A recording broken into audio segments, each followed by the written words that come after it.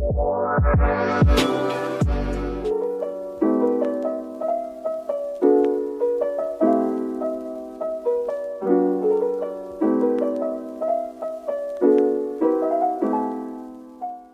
Manuza, apa kabar? Sehat-sehat semuanya? Hari ini saya kedatangan tamu, masih barengan saya Gigat, dan sekarang kita ngobrol agak seru nih, karena di sini saya kedatangan teman saya. Ini adalah seorang pakar filsafat, luar biasa ya, karena banyak sekali perempuan yang belum paham apa sih gunanya filsafat ini. Oke, selamat datang buat Kang Syarif Maulana. Ya, halo Teteh Gita. Mari kita ngobrol bersama para wanita, para perempuan, sorry. Ya, perempuan. Nah, kayaknya kita pikir ini perempuan juga perlu tahu tentang sebetulnya apa sih ilmu filsafat ini dan apa kegunaannya. Memang mungkin kita sering mendengar ada kata yang paling gimmick banget di filsafat itu soal kemelekatan dan ketidakmelekatan. Nah, itu. Di antara perempuan ini memang banyak sekali yang mereka memahami itu, tapi apa itu sebenarnya? Nah, kita tanya langsung sama Kang Syarif. Kang Syarif ini pakarnya nih. Oke, kumaha tah kemelekatan? Ya, halo, apa nyebutnya Wanogers ya? Wanogers. Ya, filsafat tuh kalau diartiin secara bahasa kan cinta kebijaksanaan ya, bahasa Yunani, filosofein. Ini arti yang menarik karena yang dikejar bukanlah kebijaksanaan, tapi kita harus cinta pada kebijaksanaan. Jadi mencari terus. Jadi berfilsafat itu pencarian. Jadi berfilsafat itu bukan supaya kita bijaksana, tapi supaya kita mencintai kebijaksanaan. Karena kebijaksanaan mungkin nggak pernah didapat ya. Jadi harus terus dicari, dan itulah yang dilakukan para filsuf berabad-abad. Tapi gampangnya sih filsafat tuh mencoba ini ya, berpikir secara lebih kritis, reflektif, mendalam begitu, hingga ke akar-akarnya.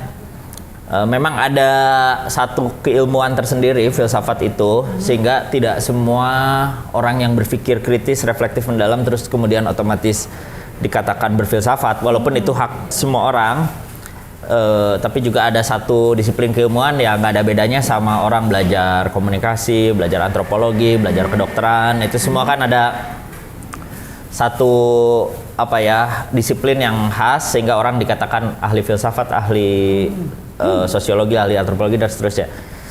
Tapi kalau kita mau ngobrol lebih bebas, ya filsafat ini satu cara berpikir yang ya tadi kritis, reflektif, mendalam, dan saya kira dipunyai oleh semua tipe atau semua kebudayaan ya. Semua kebudayaan punya filsafatnya, atau kalau supaya kita tidak rancu dengan filsafat yang bersifat keilmuan, itu semua orang punya falsafah ya, atau filosofi gitu, supaya lebih luas. Jadi tidak hanya tradisi ini berkembang di Barat, tapi saya kira juga Indonesia punya filosofi, masyarakat Timur secara umum juga punya filosofi. Dan yang tadi dimaksud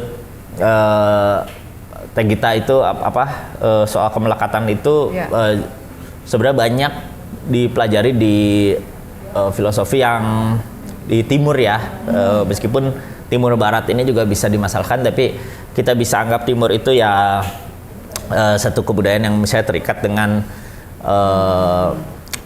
India, Tiongkok dan sebagainya, pokoknya di luar tradisi dengan budayanya Eropa. Dia lebih melekat sebenarnya ya. Ya pokoknya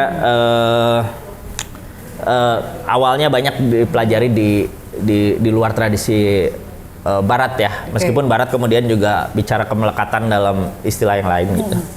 Jadi kalau gini, kemelekatan itu maksudnya lebih tepatnya gini, kadang kita tidak bisa melihat dengan lebih objektif gitu kan, ya karena kita punya dogma. Misalnya perempuan-perempuan ini kan sudah lama sekali diajarin kalau perempuan itu harus begini. Itu kan sebuah ajaran ya, mau lewat agama ataupun lewat budaya.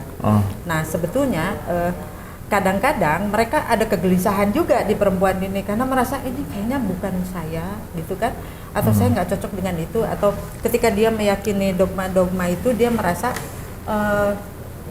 ini bukan dirinya. Nah, apakah itu yang dimaksud kemelekatan itu seperti itu? Filsafat sangat berguna untuk mengatasi kemelekatan karena kita berpikir lebih kritis ya. Jadi kritis itu kan bisa diartikan juga berpikir lebih berjarak ya. Jadi terhadap sesuatu kita berjarak. Jadi yang tadinya, jadi kayak filsafat tuh kayak melihat dari kejauhan. Saya sendiri sedang hidup di situasi ini, lalu saya lihat dari kejauhan. Ternyata kalau dilihat dari kejauhan lebih clear ya. Bagaimana asal usulnya, kenapa bisa hidup seperti ini, kenapa bisa jadi berpikir. Bisa terpetakan gitu ya? Terpetakan, betul. Okay. Itu salah satu guna filsafat karena kita melihat keluar dari situasi yang kita hadapi sehari-hari. Salah satunya itu.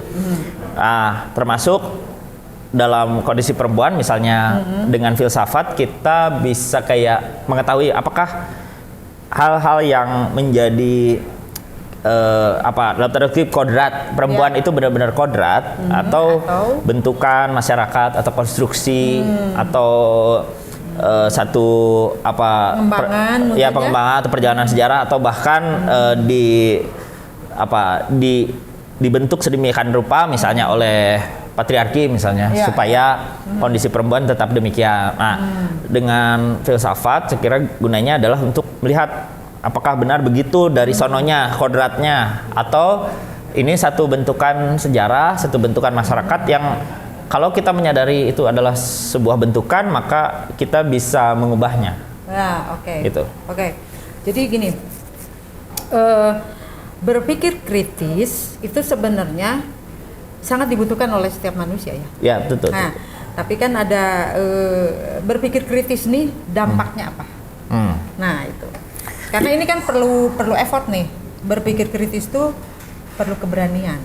Ya kan? Nah, tapi apa yang bisa didapat tadi? Saya tertarik soal bagaimana filsafat itu bisa membangun kebijaksanaan. Nah, ini prosesnya seperti apa sih dari berpikir kritis ini gitu? Filsafat itu sebenarnya bicara tentang hal-hal yang dekat dan kehidupan sehari-hari, tetapi begitu sering dilupakan karena kita sangat terbiasa dengan bahwa keseharian itu kayak dijalani begitu aja ya. Tapi filsafat itu kayak mempermasalahkan bagaimana misalnya pengetahuan kita bisa diperoleh. Apakah sumber pengetahuan itu bisa dipercaya atau bagaimana kita menjamin pengetahuan itu benar atau tidak. Nah, itu filsafat mempertanyakan hal-hal sedetail itu. Dan kalau kita terbiasa berpikir kritis terhadap segala sesuatu, kayak misalnya beberapa pemikir mempertanyakan bagaimana saya tahu bahwa saya itu ada di sini sekarang, apa yang menjaminnya, apa yang memastikannya. Bagaimana kalau ini cuma mimpi, kan mimpi juga bisa saya lagi ada dalam mimpi di sini. Banget ya emang filsafat itu. Iya. Tapi seru.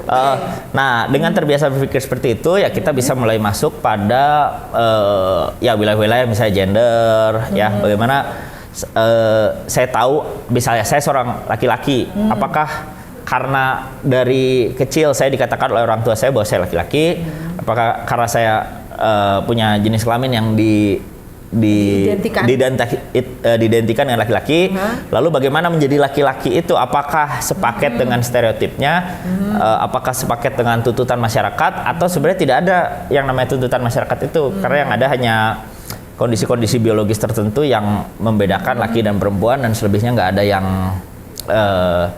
yang harus dalam peran-perannya dalam masyarakat. Nah, itu dibantu sekali oleh filsafat. Tapi kalau tadi bicara dampak filsafat, ya tentu kekritisan ini bagi orang-orang tertentu yang sekiranya senang dengan kemapanan, senang dengan kestabilan, itu kan dianggap mengganggu. Dianggap mengganggu ya? Karena filsafat kan tugasnya juga menyengat ya, jadi mempertanyakan mengkritisi gitu ya? Ya, apa yang tadinya sudah stabil, apa yang tadinya sudah diterima oleh masyarakat umum kemudian dipertanyakan. Nah, itu kadang mengganggu sekali. Itu. Ya, paham.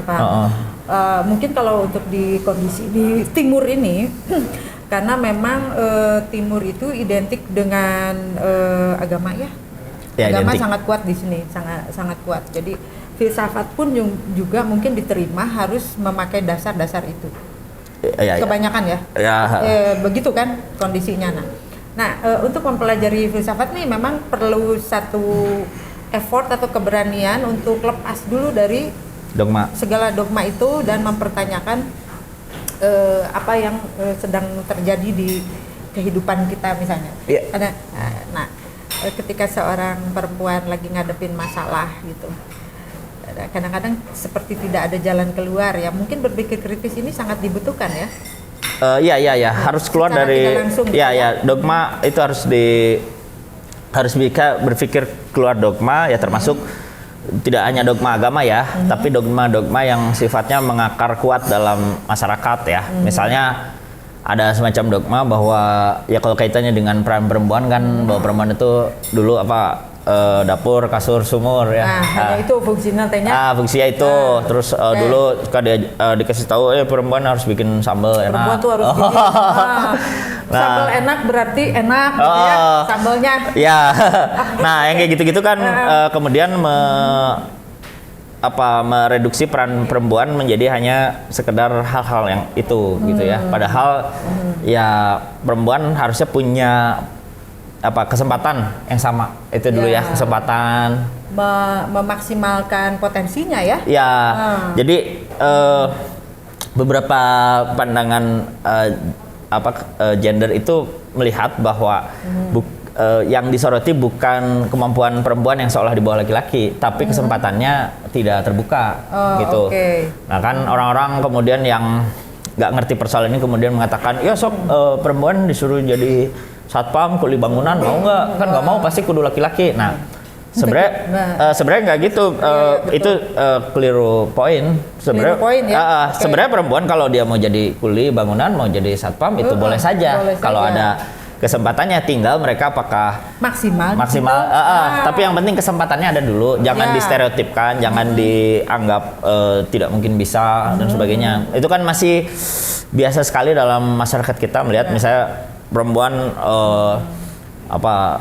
misalnya tidak mampu berpikir logis atau kecerdasannya dianggap di bawah. Nah itu menurutku harus dibedah dulu, apakah pandangan memang betul atau pandangan itu muncul dari ya ketidaksetaraan kesempatan itu. Nah kalau menurut filsafat juga nih, apakah memang perempuan itu selalu berpikir hanya dengan emosinya dan logikanya less gitu? Ya ada banyak versi filsafat, tapi filsafat sendiri kalau saya mau luruskan itu kalau kita tidak kritis terhadap filsafat, maka kita akan melihat filsafat itu isinya ya hanya laki-laki, ya hanya pemikir laki-laki yang kadang beberapa di antaranya ada pernyataan yang misoginis ya, yang merendahkan perempuan. Itu saya kira itu harus diterima dulu bahwa memang ada seperti itu dalam sejarah filsafat.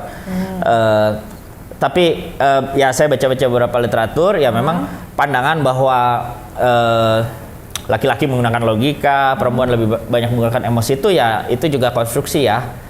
Ya sebenarnya laki-laki yang emosional juga banyak. Oh iya sih. Iya laki-laki yang lebih emosional ya. Bahkan laki-laki saya kira juga cukup dominan ya memutuskan dengan emosi.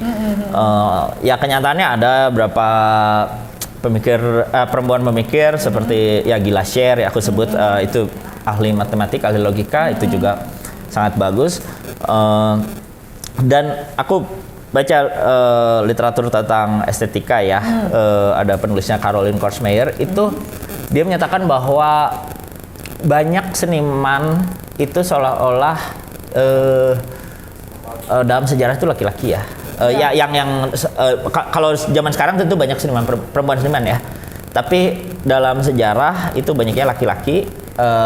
Laki-laki sebagai seniman, perempuan sebagai penghibur kali ya, gitu ya, atau objek karya seni. Antara lukisan telanjang atau dia di video klip jadi yang nari-narinya aja, tapi laki-laki kemudian objek ya. Iya. Objek seni. Jadi objek seni, objek karya seni dia jarang menjadi subjek. Nah, oleh analisis Korsmeyer dibedah dari semua jenis kesenian, dari mulai sastra, teater, macam-macam, dia dengan jernih melihat bahwa pada diri laki-laki seolah-olah ya kan dia itu apa pakai logika seolah-olah ya. Seolah-olah. Pakai logika. Sehingga dengan dia berkesenian, dia tuh kan menonjolkan perasaannya. Dan dengan menonjolkan perasaan itu berarti laki-laki itu hebat. Nah, kalau perempuan yang berkesenian dianggapnya biasa aja dah. Emang perempuan mah pakai emosi gitu. Jadi kalau laki-laki seperti lebih hebat gitu. Nah, itu karena budaya patriarki. Karena patriarki. Terus dianggapnya perempuan itu nggak punya kapasitas kayak mikir soal ruang gitu ya. Kayak eksak lah gitu. Yang eksak seperti kurang gitu. Itu bukan bagian kamu lah. Nah, ini kalau mau berbicara lebih mendalam ya. Jadi analisis dia menunjukkan bahwa analisis Korsmeyer itu perempuan itu tidak punya akses pada lukisan ini objek telanjang karena dianggap tidak etis. Padahal dalam suatu masa yang mungkin sekitar sampai abad 18 itu pelukis yang hebat adalah pelukis yang bisa melukis tubuh manusia. Terlepas gendernya gitu. Terlepas gendernya, tapi telanjang itu lebih hebat. Makanya ada patung David dari Michelangelo itu kan itu hebat karena bisa melukis tubuh. Nah, perempuan dianggap tidak etis melukis tubuh laki-laki. Laki-laki terutama ya. Jadi dianggap tidak sopan. Nah, cunihin kalau sudah. Ya cunihin. kurang etik lah. Makanya seolah-olah jadi perempuan tuh kayak hanya boleh melukis seperti pemandangan atau bunga. Gitu ya. Tematik yang benar-benar perempuan banget. Iya, seolah-olah ada istilah yang perempuan banget padahal itu karena tertutupnya akses mereka terhadap objek lukisan telanjang itu. Jadi di barat seperti dianggap itu. Tabu. Nah, terus alasan kedua dan ini mungkin masih berlaku dalam masyarakat kita. Kalau perempuan itu jadi seniman atau jadi seseorang yang kemudian maju dalam masyarakat, kemudian ada stereotip dalam masyarakat itu, ini pasti perempuan ini nggak ngurus keluarganya. Seolah-olah begitu. Seolah-olah begitu. Jadi perempuan yang punya berseni, detail, terus juga berkedudukan. Pasti keluarganya kacau atau bahkan nggak ngurus. Seolah-olah begitu ya. Padahal perempuan multitasking loh. Ya multitasking. Cuman itu juga dimasalahkan oleh sebagian feminis ya tentang multitasking itu kan jadinya seolah-olah dinormalisasi bahwa perempuan tuh bisa segala macam. Harus itu gitu. padahal ya mungkin ada perempuan yang juga hanya bisa fokus pada satu hal dan itu diperbolehkan. Tapi kan seolah-olah ditekankan dalam masyarakat tuh kamu boleh berkarir tapi jangan lupa suami di rumah. Itu tapi nggak semua perempuan sesuatu pembatasan ya berarti ya. Tapi aku pikir ya mungkin kita lebih bergaul dengan hal itu. Aku pikir ada juga dan cukup banyak perempuan yang mungkin agak susah ya untuk harus selalu multitasking tapi didorong masyarakat untuk multitasking. Saya juga melihat bahwa terutama di dunia seniman ya. Banyak kok laki-laki yang lebih punya perasaan, lebih baper gitu. Nah mereka itu pria-pria ini dianggapnya lemah, padahal enggak juga. Bukan masalah lemah, tapi memang tadi fokus yang disebutkan itu kan lepas gender kan sebenarnya.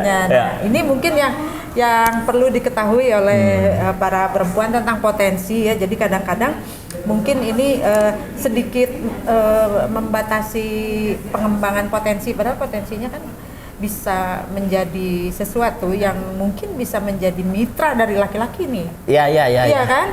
Kadang-kadang kan perlu pertimbangan dari sisi feminin dan maskulin ya.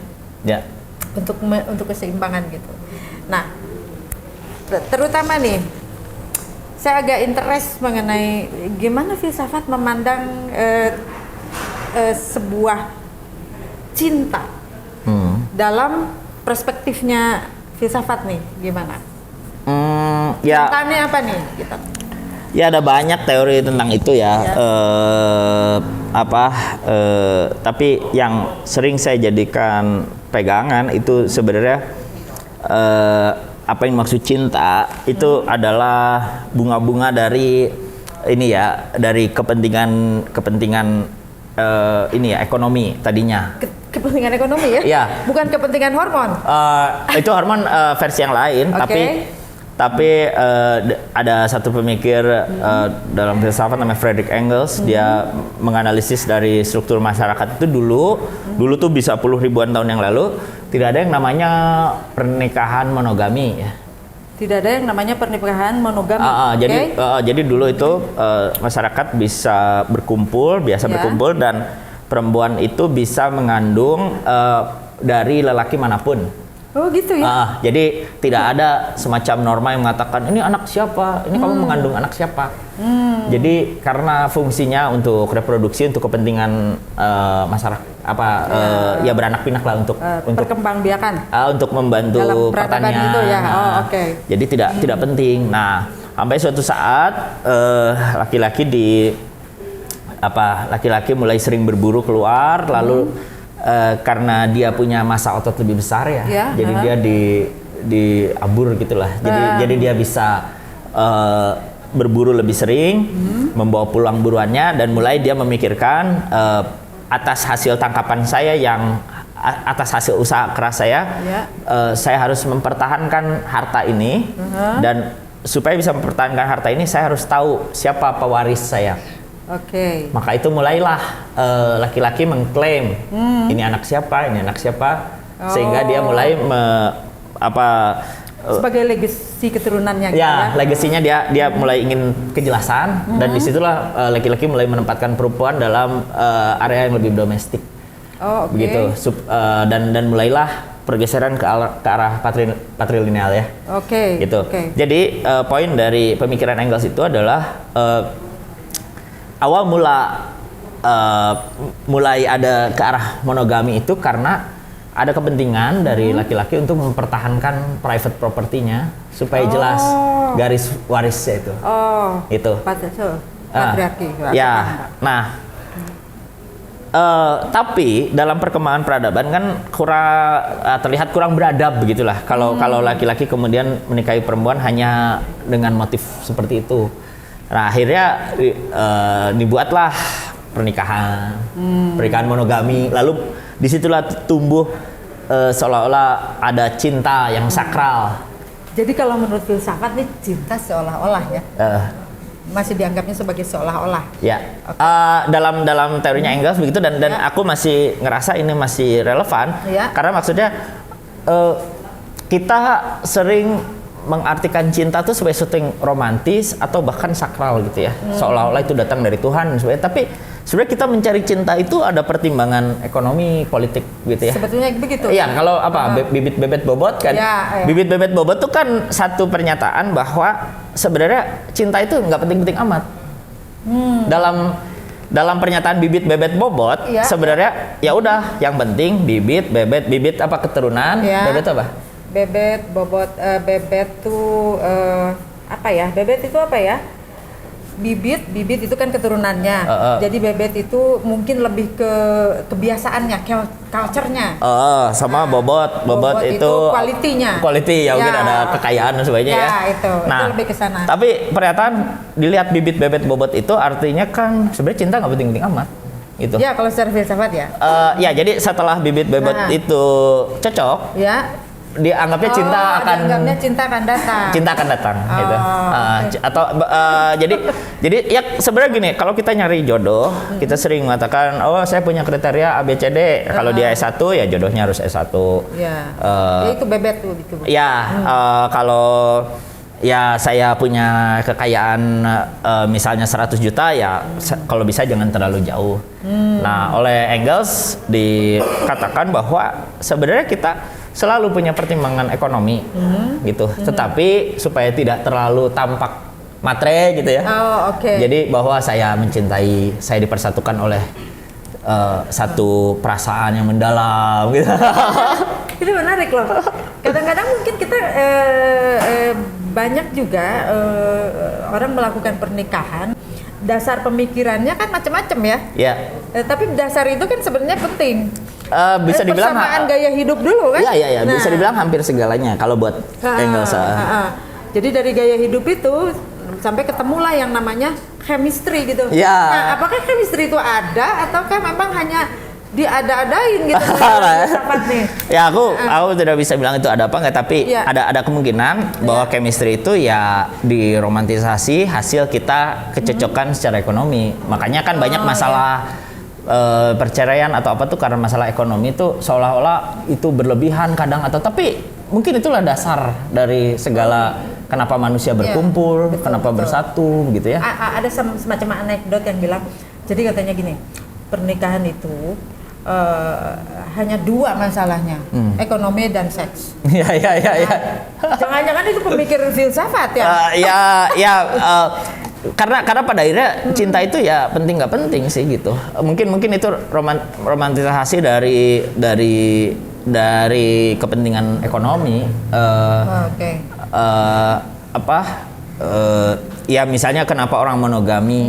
Monogami itu kan ya sederhana. Monogami itu kan artinya Komitmen untuk satu. komitmen satu tapi di antara dua orang saja Iya, gitu, dan itu dianggap sederhana untuk mengelola ekonomi lah, daripada daripada poligami kan jadi pusing, ini harta si itu, jadi lebih ke tidak praktis sih daripada cinta yang berbagi kan, tapi harta yang berbagi itu kan lebih ribet. Iya, gitu. iya, betul. Nah kebetulan ini baru lewat momen Valentine ya. Iya. Nah Valentine itu juga menarik karena cinta monogami kemudian diromantisasi lewat benda-benda gitu, coklat, bunga, gitu ya. Ya memang kalau di filsafat berdasarkan agama ya, jadi cinta itu kan energi katanya. Jadi memang ketika terjadi sebuah chemistry, itu akan ada energi yang lebih. Energi yang lebih itu kan dampaknya terhadap manusia itu kan semangat atau sesuatu hal yang optimisme dan lain sebagainya. Nah, gimana kalau filsafat melihat itu? Ya, pertama filsafat ada macam-macam, tapi kalau kita setia pada Engels tadi,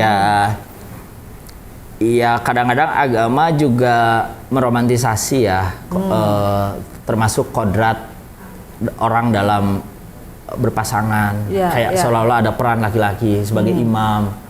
Karena menggunakan logikanya lebih banyak, terus peran perempuan yang seolah-olah harus lebih taat gitu ya, tidak boleh membantah dan dan sebagainya. Tetapi filsafat kemudian melihat filsafatnya Engels mengkritik itu sebagai konstruksi masyarakat, karena dulunya tidak ada yang namanya pernikahan monogami gitulah. Jadi cinta itu, jadi gini loh, kita menganggapnya misalnya ya untuk bisa berhubungan seksual itu kan katanya perlu cinta juga ya, bagi orang tertentu. Tapi Engels kemudian melacak bahwa pada masa tertentu di Yunani itu tidak perlu ada cinta atau hubungan yang spesial, nggak ekuivalen gitu ya? Bisa temen, temen teh bisa. Jadi kalau sekarang FWB ya, temenan teh bisa gitu. Nah, itu kan artinya kita harus mengkritisi juga apakah yang menjadi titik pentingnya itu adalah apakah orang itu sebenarnya hanya punya dorongan afeksi, kemudian masyarakat mengkonstruksinya bahwa dorongan afeksi hanya halal gitu dalam institusi pernikahan, atau ya dalam berbagai keadaan pun dibolehkan gitu. Jadi saya mulai menangkap nih si intisarinya gini. Ketika kita menemukan rasa, nah ini rasa kan ini agak susah dideskripsikan di filsafat ya. Rasa cinta itu harus diuji. Ya kan? Nah, berpikir kritis itu adalah menilai ini tuh sebenarnya apakah yang kita rasakan ini cinta dari sebuah dogma ataukah ini dari sebuah kebutuhan ekonomi. Nah, mungkin itu salah satu bentuk kita berpikir kritis terhadap cinta itu sendiri untuk supaya meminimalisir masalah, mungkin itu ya. Saya kira filsafat ngebantu karena misalnya ya tadi balik ke urusan kemelekatan ya. Saya sendiri ada pasangan sekarang, lalu saya melihat bahwa dalam berpasangan sekarang dengan cara berpikir saya dan sebagainya, saya kira juga tidak perlu lagi berpikir eksklusif ya, bahwa kemudian saya memiliki sepenuhnya seluruh perasaan, seluruh hidup seseorang ya, karena orang pun punya kebebasannya sendiri gitu. Ya saya bilang bahwa monogami itu bukan yang paling benar tapi paling sederhana. Jadi secara logika ya. Secara logika jadi seolah-olah menjadi sederhana kalau kita hanya punya satu orang dalam hidup ini. Meminimalisir masalah. Meminimalisir masalah praktisnya seperti ini kan poligami dalam ajaran tertentu dibolehkan, tetapi diingatkan juga apakah bisa adil gitu. Karena agak susah dan hampir tidak mungkin adil itu apa gitu. Tapi kadang kan manusia itu bukan makhluk yang bisa dilarang. Ya, itu betul. Masalahnya. Tapi dengan apapun yang mereka sudah ajarkan kan, itu kan mereka tuh harus selalu tetap menguji supaya mencapai kebijaksanaan tadi mungkin ya. Nah itu kan. Nah ketika bicara, saya mulai sedikit paham nih sebagai perempuan nih ya.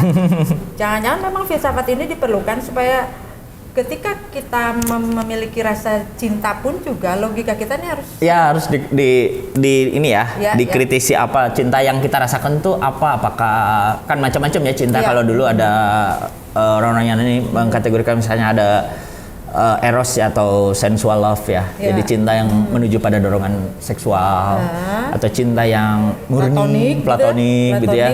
Murni, atau ya tadi cinta berbasis ekonomi. Jadi sebenarnya ekonomi dulu ya kan, kalau jalan-jalan kita makan cukup ya, terus terjamin misalnya nanti kita bisa punya tempat tinggal yang baik, kita bisa misalnya tidak usah memikirkan kebutuhan hidup ya, sangat wajar kalau kemudian muncul cinta begitu. Sangat wajar dan dulu saya pernah ada masa benci dengan cewek matre gitu, tapi saya kira itu realistis ya? Iya itu bukan hanya realistis bagi perempuan tapi realistis bagi manusia, bahwa dia akan selalu mencari satu kumpulan orang-orang yang bisa menjamin kebutuhan hidupnya. Gitu. Cinta itu hanya bunga-bunga supaya perekatannya menjadi tidak sekedar cinta material. Itu mungkin lebih dipahaminya modal dasarnya seniman kali. Ya kalau seniman kan suka ada dorongan-dorongan kreatif ya, untuk bisa berkarya itu kadang perlu melebih-lebihkan sesuatu gitu ya, kalau bahasa filsafat ya. Iya. Oke, jadi di sini para womanizer ini perlu sedikit tahu dulu tentang ilmu filsafat ini. Jangan sampai berpikir bahwa ilmu filsafat ini sebenarnya kok rumit gitu, merumitkan sesuatu gitu kan, merumitkan hal yang memang belum yang sudah biasa terjadi dan sebagainya. Tapi justru di situ memang menjadi bisa jalan juga menemukan kebenaran kebijaksanaan ya. Ya bisa tentu kebiasaan itu biasanya muncul dari karena kita bingung ya, udah belajar banyak hal, kemudian kita tetap harus memutuskan karena hidup harus dihadapi juga aja. Ya akhirnya kita harus diantara hal-hal yang membingungkan gitu ya harus mencari kepastian untuk cepat bertindak gitu. Disitulah menurutku wisdom itu. Oke. Nah ketika bicara cinta itu kan ada mencintai dan dicintai. Nah bagaimana filsafat ini memandang mencintai dalam definisi tadi dan dicintai. Nah artinya kan coba membuat satu definisi atau semacam sedikit kajian gitu. Iya, mungkin aku coba pakai pandangan pribadiku ya. Tapi juga pasti terpengaruh gagasan filsafat. Tapi aku merasa bahwa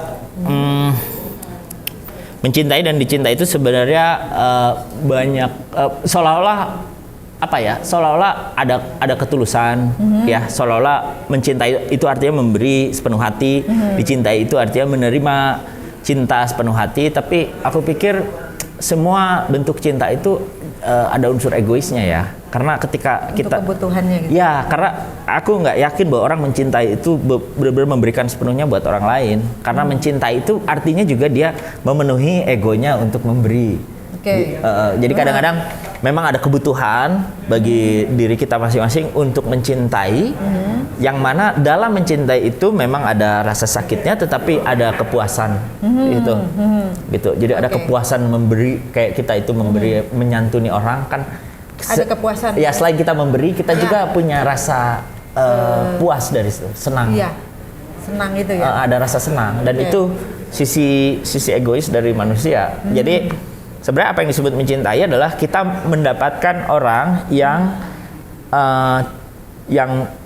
dapat menjadi tempat fix kita dalam kita menyalurkan ego-ego itu.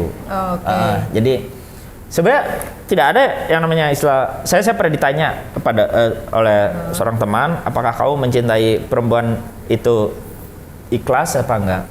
Itu pertanyaan yang aneh karena kalau saya ikhlas ya saya bisa cinta pada banyak perempuan yang tapi kan ini pada satu orang, berarti kan saya berharap sesuatu dari orang itu. Mungkin ada yang disebutnya kenyamanan. Ya, kenyamanan. Jadi ketika mungkin ya. Nah, ini kan sebuah pencarian. Jadi filsafat yang kita obrolkan di sini bukan untuk membuat pusing, tapi ada sesuatu yang memang harus juga digali dari perempuan untuk meminimalis konflik-konflik yang terjadi dalam kehidupan mereka adalah selalu menguji, ya kan? Filsafat ini akan bisa membuat kita menilai apakah kita itu selalu benar ataukah kita ini dalam kondisi salah. Kadang-kadang memilih yang benar yang salah juga membingungkan ya. Benar salah nggak jelas. Nah, kalau perasaan dicintai sendiri mungkin itu tadi. Saya kira nggak ada orang yang kemudian mencintai sepenuhnya pada satu orang lalu kemudian orang itu menolak, ya dia masih bisa cinta untuk memenuhi egonya. Tapi pada titik tertentu dia akan merasa bahwa ketika egonya tak lagi tersampaikan, ya sudah selesai. Ya tidak ada yang bisa diberikan. Itulah mungkin. Ini menarik sekali ya kalau kita bicara filsafat. Ini adalah sebuah ilmu yang memang bisa membuat kita lebih bijak dalam menjalani hidup, lebih kritis ya dan lain-lain sebagainya. Tapi ingat juga kita memang harus punya prinsip yang kuat dulu ya untuk mempelajari ini. Tapi semua ilmu pasti akan berguna, itu tergantung dari kita membawanya. Betul nggak? Oke, Pak Rogers, ini perkenalan awal dulu tentang filsafat. Dunia filsafat. Mungkin nanti kita akan bisa ngobrol-ngobrol lagi, dan yang mau belajar juga boleh berpikir bebas ya kalau di filsafat. Bebas. Kita akan bikin pertemuan lagi next. Mungkin curhat-curhat nanti. Boleh. Oke. Terima kasih ya Pak Nozar, makasih banget buat Syarif atas kehadirannya. Ya. Gitu, jadi kita bisa melihat dari sisi laki-laki dengan filsafatnya, memahami perempuan. Oke, terima kasih ya, sampai ketemu lagi. Bye. Kau tercipta bagai suatu keajaiban.